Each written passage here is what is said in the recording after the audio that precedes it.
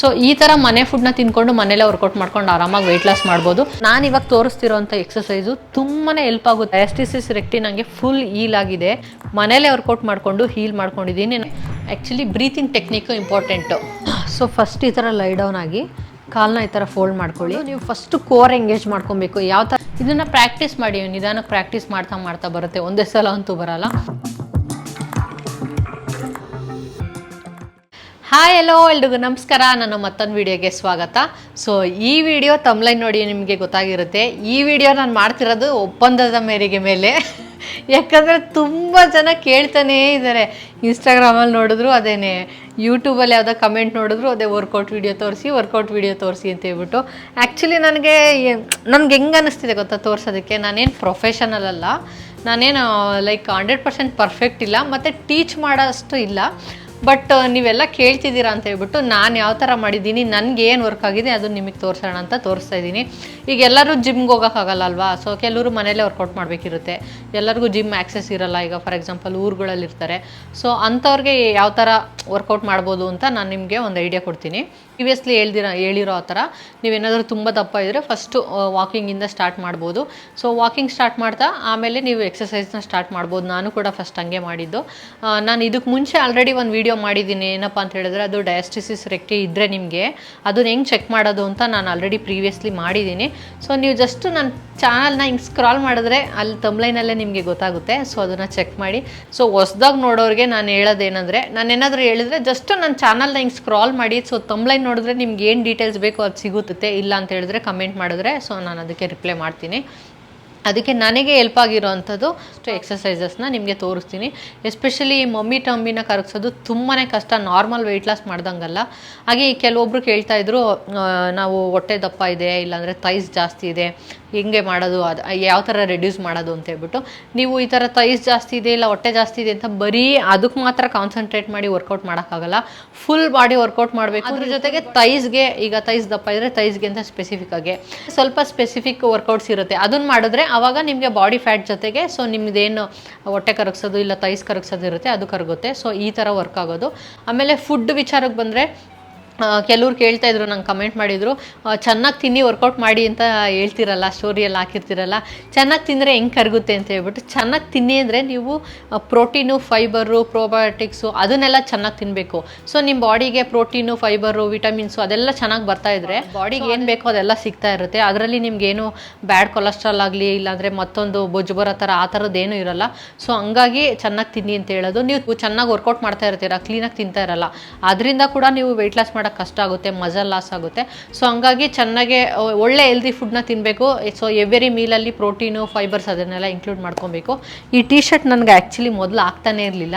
So ಇವಾಗ ನೋಡಿ, ಇದೆಲ್ಲ ನಂದು ಮಗು ಆಗೋಕ್ಕೆ ಮುಂಚೆ ಇದ್ದ ಟೀ ಶರ್ಟು. ಬಟ್ ಸ್ಟಿಲ್ ಇನ್ನೂ ಹೊಟ್ಟೆ ಇದೆ. ನಾನು ಅದಕ್ಕೋಸ್ಕರನೇ ಇನ್ನೂ ವರ್ಕೌಟ್ ಮಾಡ್ತಾ ಇರೋದು, ವಾಕಿಂಗ್ ಹೋಗ್ತಾ ಇರೋದು. ಯಾಕಂದರೆ ಈ ಹೊಟ್ಟೆ ಇನ್ನೂ ಸ್ವಲ್ಪ ಕರಗಿಸ್ಬೇಕು, ಬಾಡಿ ಸ್ವಲ್ಪ ಟೋನ್ ಮಾಡ್ಕೋಬೇಕು. ನಾನು ಇವಾಗ ಆಲ್ಮೋಸ್ಟ್ 53 kg ಇದ್ದೀನಿ ಇವಾಗ currently.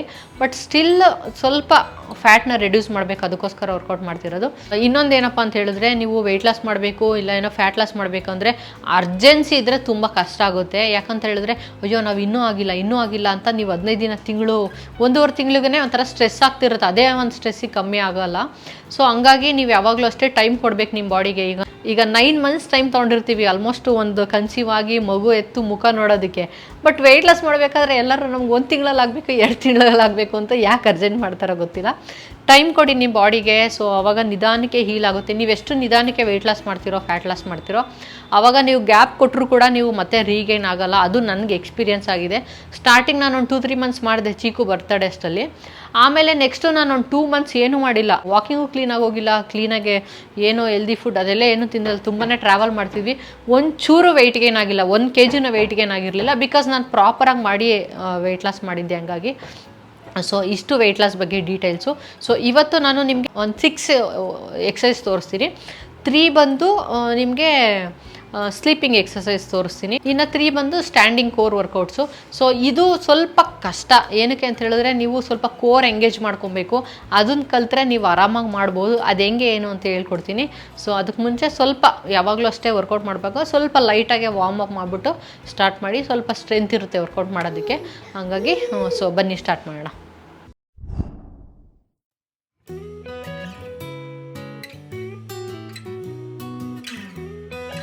Light warm Appu, just ನೆಕ್ಕು ಮತ್ತು ಶೋಲ್ಡರ್ ಅದನ್ನೆಲ್ಲ ಜಸ್ಟ್ ಫ್ರೀ ಮಾಡ್ಕೊಳ್ಳೋದಕ್ಕಷ್ಟೇ.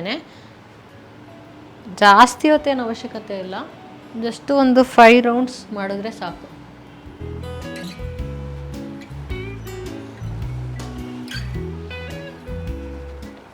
ಫುಲ್ಲು ರೊಟೇಟ್ ಮಾಡ್ಬೇಕು ನೀವು ಈ ಥರ ಶೋಲ್ಡರ್ನ.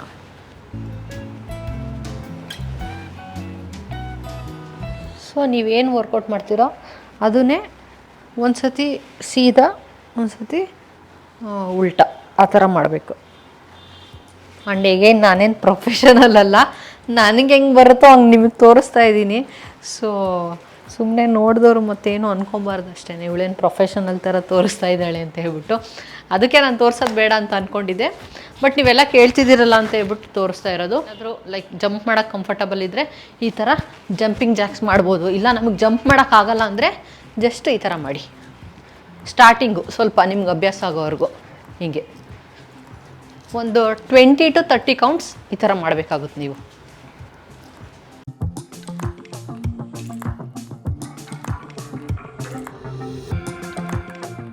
ನೆಕ್ಸ್ಟು ನೀವು ಆ್ಯಕ್ಚುಲಿ ಕೈನ ಈ ಥರ ಇಟ್ಕೊಂಡು ನಿಮ್ಮ ಬೊಮ್ಮ ಹತ್ರ ಹಿಂಗೆ ಟಚ್ ಮಾಡಬೇಕು. ಹಿಂಗೆ ನೀವೇನಾದರೂ ಜಂಪ್ ಮಾಡೋಕ್ಕೆ ಕಂಫರ್ಟಬಲ್ ಇದ್ದರೆ ಈ ಥರ ಟಚ್ ಮಾಡಬೇಕು. ಟಚ್ ಮಾಡೋಕ್ಕಾಗಿಲ್ಲ ಅಂದರೂ ಓಕೆ, ಎಷ್ಟಾಗುತ್ತೆ ಅಷ್ಟು ಮಾಡಿ, ಹೋಗ್ತಾ ಹೋಗ್ತಾ ಹೋಗ್ತಾ ಬರುತ್ತೆ. ಈ ಥರ ಒಂದು 3 to 4 ಮಿನಿಟ್ಸು ವಾರ್ಮಪ್ ಮಾಡಿ ನೀವು ಸ್ಟಾರ್ಟ್ ಮಾಡ್ಕೋಬೇಕು. ನೆಕ್ಸ್ಟು ವರ್ಕೌಟ್ ಸ್ಟಾರ್ಟ್ ಮಾಡೋಣ. ಸೊ ಹೊಟ್ಟೆ ಕರಗಿಸೋಕ್ಕೆ, ಎಸ್ಪೆಷಲಿ ಮಮ್ಮಿ ಟಮ್ಮಿ ಕರಗಿಸೋಕ್ಕೆ, ಎಲ್ಲ ನಿಮಗೆ ಡಯಾಸ್ಟಿಸಿಸ್ ರೆಕ್ಟೆ ಇದ್ದರೆ ಅದನ್ನು ಕರಗಿಸೋದಕ್ಕೆ, ಅದನ್ನು ಹೀಲ್ ಮಾಡ್ಕೊಳ್ಳೋದಕ್ಕೆ ಆ್ಯಕ್ಚುಲಿ ಬ್ರೀತಿಂಗ್ ಟೆಕ್ನಿಕ್ಕು ಇಂಪಾರ್ಟೆಂಟು. ಹಂಗೆ ಇವಾಗ ನಾನು ಹೇಳ್ಕೊಡ್ತಿದ್ದಂಗೆ ಡೆಫಿನೆಟ್ಲಿ ಬರೋಲ್ಲ. ನಾನು ಆಲ್ಮೋಸ್ಟ್ ಒಂದು 15 ದಿನ, 1 ತಿಂಗಳು ಟೈಮ್ ತೊಗೊಂಡಿದ್ದೀನಿ. ಆ ಬ್ರೀತಿಂಗ್ ಟೆಕ್ನಿಕ್ ಕಲಿತೀವಲ್ಲ ಅದೇ ಡಿಫಿಕಲ್ಟು. ಅದು ಕಲಿತ್ರೆ ನೀವು ಈಸಿಯಾಗಿ ಮಾಡ್ಬೋದು. ಸೊ ಅದು ನಾನು ತೋರಿಸ್ತೀನಿ, ನಿಮಗೆ ಎಷ್ಟಾಗುತ್ತೆ ಅಷ್ಟು ಮಾಡಿ. ಬಟ್ ನಾನೇನು ಹೇಳ್ತೀನಿ ಅಂದರೆ, ನೀವು ಟ್ರೈ ಮಾಡಿ. ಇನ್ ಕೇಸ್ ಒಂದು ವಾರ 15 ದಿನ ಟ್ರೈ ಮಾಡಿ, ನಿಮ್ಮ ಕೈಲಿ ಆಗ್ತಿಲ್ಲ ಅಂತ ಹೇಳಿದ್ರೆ ನನ್ನ ಸಜೆಷನ್ ಏನಂದರೆ, ನೀವು ಯಾರಾದರೂ ಲೈಕ್ ಈಗ ಸರ್ಟಿಫೈಡ್ ಇರ್ತಾರಲ್ಲ ಅವ್ರನ್ನ ಕನ್ಸಲ್ಟ್ ಮಾಡಿ ಅಟ್ಲೀಸ್ಟ್ ಒಂದು 3 ಮಂತ್ಸ್ ಅವ್ರ ಜೊತೆ ಕೋರ್ಸ್ ತೊಗೊಂಡು ಜಾಯಿನ್ ಆಗೋದು ಬೆಟರ್. ಯಾಕಂತ ಹೇಳಿದ್ರೆ, ಸೊ ನಾನು ತೋರಿಸೋದ್ರಿಂದ ನಿಮ್ಗೆ ಯೂಸ್ ಆಗಿ ಮಾಡಿದ್ರೆ ಫೈನ್. ಇನ್ ಕೇಸ್ ನಿಮ್ಗೆ ಅದು ಬರ್ತಾ ಇಲ್ಲ, ನಿಮ್ಮ ಕೈಲಿ ಮಾಡೋಕ್ಕೆ ಆಗ್ತಿಲ್ಲ ಅಂದರೆ ಕೋರ್ಸ್ ತೊಗೊಂಡ್ರೆ ಬೆಟರು. ಯಾಕಂದರೆ ಅವ್ರು ನಿಮಗೆ ಡೀಟೇಲಾಗಿ ಎಕ್ಸ್ಪ್ಲೈನ್ ಮಾಡ್ತಾರೆ. ಏನಪ್ಪ ಅದು ಬ್ರೀತಿಂಗ್ ಟೆಕ್ನಿಕ್ ಅಂತ ಹೇಳಿದ್ರೆ, ಇನ್ಹೇಲ್ ಮತ್ತು ಎಕ್ಸೆಲ್ ಮಾಡಬೇಕು. ಇನ್ಹೇಲ್ ಮಾಡಬೇಕಾದ್ರೆ ನೋಸಲ್ಲಿ ಇನ್ಹೇಲ್ ಮಾಡಬೇಕು, ಎಕ್ಸೆಲ್ ಮಾಡಬೇಕಾದ್ರೆ ಮೌತಲ್ಲೇ ಎಕ್ಸೆಲ್ ಮಾಡಬೇಕು. ಇನ್ಹೇಲ್ ಮಾಡಬೇಕಾದ್ರೆ ನೀವು ಫುಲ್ಲು ನಿಮ್ಮ ಹೊಟ್ಟೆನ ಫುಲ್ಲು ಎಕ್ಸ್ಪ್ಯಾಂಡ್ ಮಾಡಬೇಕು, ಆ ಥರ ಎಷ್ಟಾಗುತ್ತಷ್ಟು.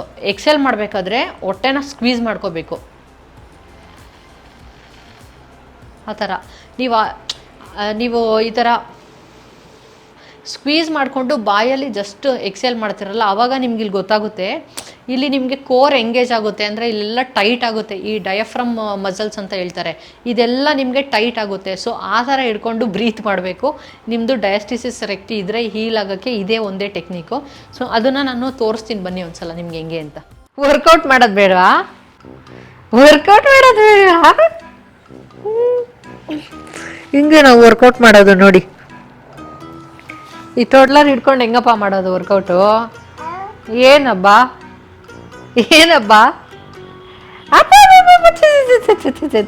ಹೋಗು, ಸ್ವಲ್ಪ ವಿಡಿಯೋ ಮಾಡ್ಬಿಟ್ಟು ಬರ್ತೀನಿ. ಸೊ ಇವಾಗ ಬ್ರೀತಿಂಗ್ ನೀವು ಯಾವಾಗಲೂ ಲೈ ಡೌನ್ ಆಗಿಬಿಟ್ಟು ಟ್ರೈ ಮಾಡಿ. ಸೊ ಅವಾಗ ನಿಮಗೆ ಗೊತ್ತಾಗುತ್ತೆ. ಹಿಂಗೆ ಪ್ರತಿದಿನ ಒಂದು 5 ಮಿನಿಟ್ಸ್ ಆದರೂ ನೀವು ಟ್ರೈ ಮಾಡಲೇಬೇಕು. ಈ ಬ್ರೀತಿಂಗ್ ಮಾಡೋದ್ರಿಂದ ಅದರಿಂದ ಕೂಡ ನಿಮಗೆ ಡಯಾಸ್ಟಿಸಿಸ್ ರೆಕ್ಟಿ ಏನಿರುತ್ತೆ ಅದು ಕೂಡ ಹೀಲ್ ಆಗುತ್ತೆ. ನೀವು ಆರಾಮಾಗಿ ಹಿಂಗೆ ಫ್ರೀಯಾಗಿ ಮಲ್ಕೊಂಬಿಟ್ಟು ನಾನು ಹೇಳಿದ ಥರ ನೋಸಲ್ಲಿ ಇನ್ಹೇಲ್ ಮಾಡಿಕೊಂಡು ಮೌತಲ್ಲಿ ಎಕ್ಸೇಲ್ ಮಾಡಬೇಕು.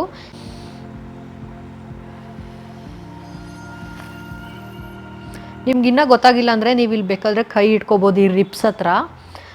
ನಿಮ್ಮ ರಿಪ್ಸ್ ಎಲ್ಲ ಫುಲ್ಲು ಹಿಂಗಾಗ್ಬಿಟ್ಟಿರುತ್ತೆ, ಈ ಪೋರ್ಷನ್ ಎಲ್ಲ ಫುಲ್ ಒಳಗಡೆ ಹೋಗಿರುತ್ತೆ, ಆವಾಗ ಮಸಲ್ ಟೈಟ್ ಆಗುತ್ತೆ. ಸೊ ಅದೇ ಕೋರ್ ಎಂಗೇಜು. ಅದನ್ನು ಮಾಡಿಕೊಂಡೇ ನಾವು ವರ್ಕೌಟ್ ಮಾಡಬೇಕು.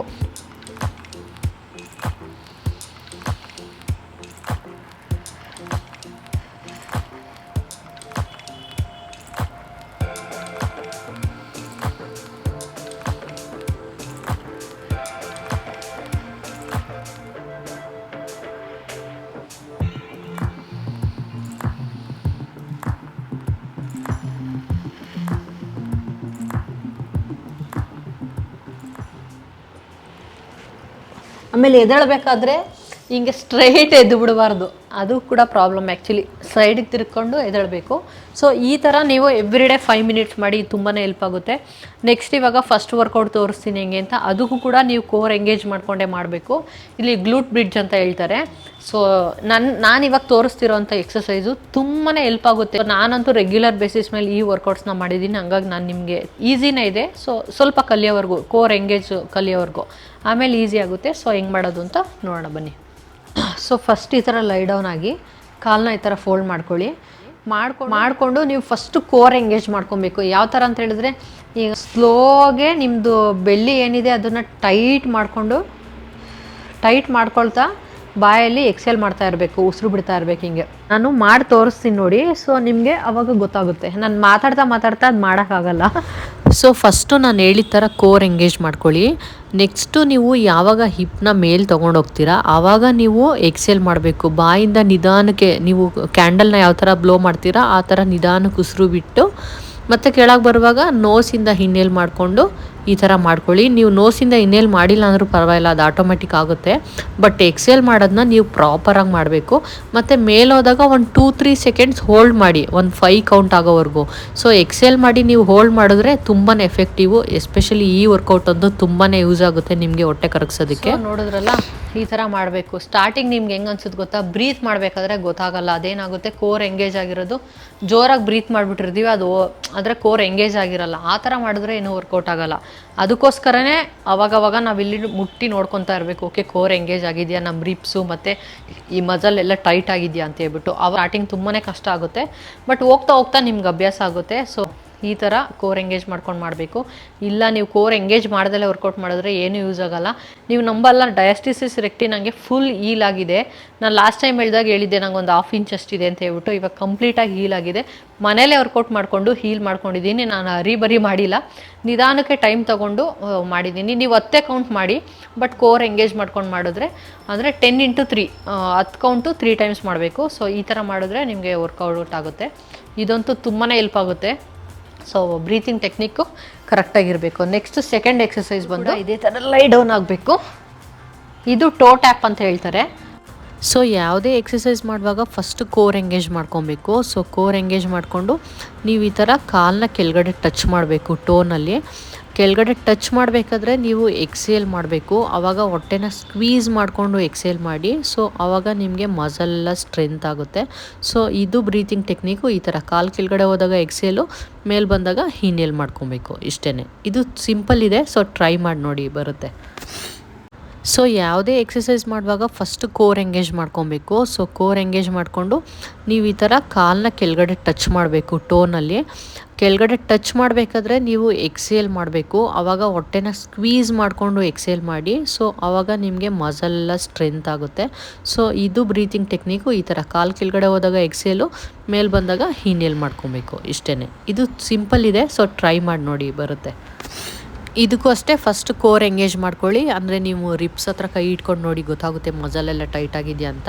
ನಿಧಾನಕ್ಕೆ ಕಾಲನ್ನ, ಒಂದೇ ಒಂದು ಕಾಲನ್ನ ಸ್ಲೈಡ್ ಮಾಡಬೇಕು, ಮತ್ತು ಮೇಲೆ ತರಬೇಕು. ನೀವು ಸ್ಲೈಡ್ ಮಾಡಿ ಕೆಳಗಡೆ ಯಾವಾಗ ಸ್ಟ್ರೈಟ್ ಮಾಡ್ತಿರಲ್ಲ ಆವಾಗ ಎಕ್ಸೇಲ್ ಮಾಡಬೇಕು. ಹೊಟ್ಟೆನ ಸ್ಕ್ವೀಸ್ ಮಾಡಿಕೊಂಡು 1-2 ಸೆಕೆಂಡು ಹೋಲ್ಡ್ ಮಾಡ್ಕೊಳ್ಳಿ. ಸೊ ಇದು ಅಷ್ಟೇ ತುಂಬಾ ಎಫೆಕ್ಟಿವು. ನಿಮ್ಮ ಡಯಾಸ್ಟಿಸಿಸ್ ರೆಕ್ಟಿ ಹೀಲ್ ಆಗೋದಕ್ಕೆ ಮತ್ತು ಹ್ಯಾಂಗಿಂಗ್ ಬೆಲ್ಲಿ ಹೀಲ್ ಆಗೋದಕ್ಕೆ ತುಂಬಾ ಹೆಲ್ಪ್ ಆಗುತ್ತೆ. ನೋಡೋಕೆ ಈಸಿ ಅನಿಸುತ್ತೆ, ಬಟ್ ತುಂಬ ಎಫೆಕ್ಟಿವ್ ಈ ವರ್ಕೌಟ್ಸ್ ಎಲ್ಲ. ನೀವು ಕ್ಲೀನಾಗೆ ಬ್ರೀತಿಂಗ್ ಟೆಕ್ನಿಕ್ ಬರ್ತಾ ಇಲ್ಲ, ಅಂದರೆ ಕೋರ್ ಎಂಗೇಜ್ ಆಗಿರೋದನ್ನ ಬಿಟ್ಬಿಟ್ರಿ ಅಂದರೆ ಮತ್ತೆ ವಾಪಸ್ ಕೋರ್ನ ಎಂಗೇಜ್ ಮಾಡ್ಕೊಂಡು ಮತ್ತೆ ಸ್ಟಾರ್ಟ್ ಮಾಡಿ. ಸೊ ಆ ಥರ ಮಾಡಿದ್ರೆ ತುಂಬ ಎಫೆಕ್ಟಿವು. ನಿಮಗೆ ಜಸ್ಟ್ 2 ಮಂತ್ಸಲ್ಲೇ ಹೀಲ್ ಆಗುತ್ತೆ ಡಯಾಸ್ಟಿಸಿಸ್ ರೆಕ್ಟಿ, ನೀವು ಪ್ರಾಪರಾಗಿ ಮಾಡಿದ್ರೆ. ಸೊ ನೋಡಿದ್ರಲ್ಲ, ಸೊ 3 ಎಕ್ಸಸೈಸು ಸಿಂಪಲ್ ಆಗಿರೋದು ತೋರಿಸಿದ್ದೀನಿ. ಇದು ನೀವು ಜಸ್ಟ್ ನಾರ್ಮಲ್ ಈ ಥರ ಮಾಡಿ. ನೀವು ಸ್ಲೀಪಿಂಗ್ ಎಕ್ಸಸೈಸಲ್ಲೇ ಡಂಬಲ್ಸ್ ಇಟ್ಕೊಂಡು ಮಾಡೋದು ಕೂಡ ಬರುತ್ತೆ. ನಾನಿವಾಗ ಸ್ವಲ್ಪ 1 kg ಇಲ್ಲ 2 kg ಡಂಬಲ್ಸ್ ಇಟ್ಕೊಂಡು ಮಾಡ್ತಿದ್ದೀನಿ. ನೀವು ಡಂಬಲ್ಸ್ ಇಟ್ಕೊಂಡು ಮಾಡಿದ್ರೆ ತುಂಬಾ ಎಫೆಕ್ಟಿವ್. ಬಟ್ ಸ್ಟಾರ್ಟಿಂಗ್ ಯಾವತ್ತೂ ಡಂಬಲ್ಸ್ ಇಟ್ಕೊಂಡು ಮಾಡೋಕೆ ಹೋಗಬೇಡಿ. ಜಸ್ಟ್ ನೀವು ಇದನ್ನು ಫಸ್ಟು ಕೋರ್ ಎಂಗೇಜ್ ಮಾಡೋದು ಕಲ್ತ್ಕೊಳ್ಳಿ, ಆಮೇಲೆ ನೀವು ಡಂಬಲ್ಸ್ ಮಾಡಿರಂತೆ. ನಾರ್ಮಲ್ ವೆಯ್ಟ್ ಲಾಸ್ ಮಾಡೋದು ನನಗೆ ಹೆಂಗೋ ಗೊತ್ತಿಲ್ಲ, ಬಿಕಾಸ್ ನಾನು ಮೊದಲಿಂದ ಸಣ್ಣ ಇದ್ದೆ. ನಾನು ಯಾವತ್ತೂ ಟ್ರೈ ಮಾಡಿರಲಿಲ್ಲ. ಬಟ್ ಮಮ್ಮಿ ಟಮ್ಮಿ ಕರಗಿಸೋದು, ಈ ಮಮ್ಮಿ ಪೋಚ್ ಕರಗಿಸೋದು ಸಿಕ್ಕಾಬಟ್ಟೆ ಕಷ್ಟ. ಕೋರ್ ಎಂಗೇಜ್ ಮಾಡ್ಕೊಳ್ಳಿ. ತುಂಬ ಹ್ಯಾಂಗಿಂಗ್ ಬೆಲ್ಲಿ ಆಗಿರುತ್ತಲ್ಲ, ಇದನ್ನು ಕರಗಿಸೋದು ತುಂಬ ಕಷ್ಟ. ಸೊ ಈ ಥರ ನೀವು ಕೋರ್ ಎಂಗೇಜ್ ಮಾಡ್ಕೊಂಡು ಮಾಡಿದ್ರೇ ವರ್ಕೌಟ್ ಆಗೋದು. ಫೇಸ್ಬುಕ್ಕಲ್ಲಿ ನಾನು ಲಾಸ್ಟ್ ಟೈಮು ಯಾವುದೋ ಒಂದು ಫೋಟೋ ಹಾಕಿದ್ದೆ, ಪ್ರೀವಿಯಸ್ ಹೆಂಗಿದ್ದೆ ಇವಾಗ ಎಷ್ಟು ಸಣ್ಣಾಗಿದ್ದೀನಿ ಅಂತ.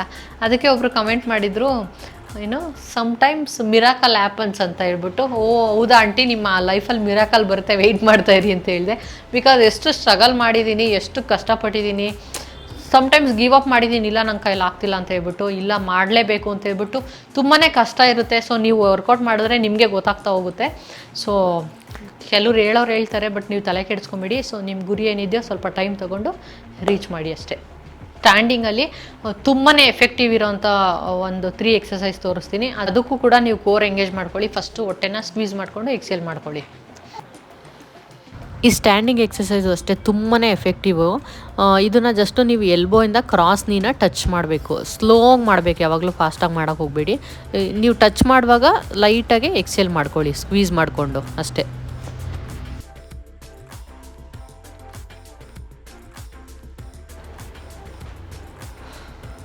ನೆಕ್ಸ್ಟು ಸೆಕೆಂಡ್ ಒನ್ ಬಂದು ಇದು ಫುಲ್ ಬಾಡಿ ವರ್ಕೌಟ್ ಆಗುತ್ತೆ. ಫಸ್ಟ್ ಕೋರ್ ಎಂಗೇಜ್ ಮಾಡ್ಕೊಳ್ಳಿ. ನಿಮಗೆ ಕೋರ್ ಎಂಗೇಜ್ ಆಗಿದೆಯಾ ಇಲ್ವಾ ಅಂತ ಬೇಕಾದರೆ ನೀವು ಅವಾಗವಾಗ ಟಚ್ ಮಾಡ್ಕೊಂಡು ನೋಡಿ. ಸೊ ನಿಮಗೆ ಗೊತ್ತಾಗುತ್ತೆ ಮಸಲ್ ಟೈಟ್ ಆಗಿರುತ್ತಲ್ಲ. ಸೊ ಸ್ವಲ್ಪ ದಿನ ಪ್ರಾಕ್ಟೀಸ್ ಆದರೆ ಈಸಿ ಅನಿಸುತ್ತೆ. ಜಸ್ಟ್ ಕೈನ ಈ ಥರ ಮೇಲೆ ತೊಗೊಂಡೋಗಿ ನೀಗೆ ಟಚ್ ಮಾಡಬೇಕು. ಸೊ ನೀ ಟಚ್ ಮಾಡುವಾಗ ನೀವು ಲೈಟಾಗೆ ಎಕ್ಸೇಲ್ ಮಾಡ್ಕೋಬೇಕು ಅಷ್ಟೇ. ಸೊ ಇದು ಸೆಕೆಂಡ್ ಒನ್ನು. ಇದೆಲ್ಲ ನಿಮ್ಗೆ ನೋಡೋಕೆ ಈಸಿ ಅನಿಸ್ಬೋದು, ಬಟ್ ತುಂಬಾ ಎಫೆಕ್ಟಿವ್ ಇರುತ್ತೆ. Next third one same core engage ಮಾಡ್ಕೊಳ್ಳಿ. ಸೊ ಇದು ಅಷ್ಟೇ, ಕಾಲನ್ನ ಸ್ವಲ್ಪ ಹಿಂದೆ ಇಟ್ಕೊಂಡು ನೀವು ಹಿಂಗೆ ಕ್ರಾಸಾಗೆ ಸ್ಕ್ವೀಸ್ ಮಾಡಬೇಕು. ಸೊ ಆ ಕಡೆ ಕಾರ್ನರ್ ಇರೋದು ಎಲ್ಬೋ ಈ ನೀಗೆ ಟಚ್ ಆಗಬೇಕು. ಸೊ ಈ ಥರ ಎರಡೂ ಸೈಡು ನೀವು 10 ಕೌಂಟ್ಸ್ ಮಾಡ್ಕೊಳ್ಳಿ ಸ್ಟಾರ್ಟಿಂಗು. ಆಮೇಲೆ ಹೋಗ್ತಾ ಹೋಗ್ತಾ 12 × 3 ಇಲ್ಲ 15 × 3. ಸೊ ಹೋಗ್ತಾ ಹೋಗ್ತಾ ಅದು ಅಭ್ಯಾಸ ಆಗುತ್ತೆ. ಸೊ ತುಂಬ ಎಫೆಕ್ಟಿವ್ ಇದೆಲ್ಲ.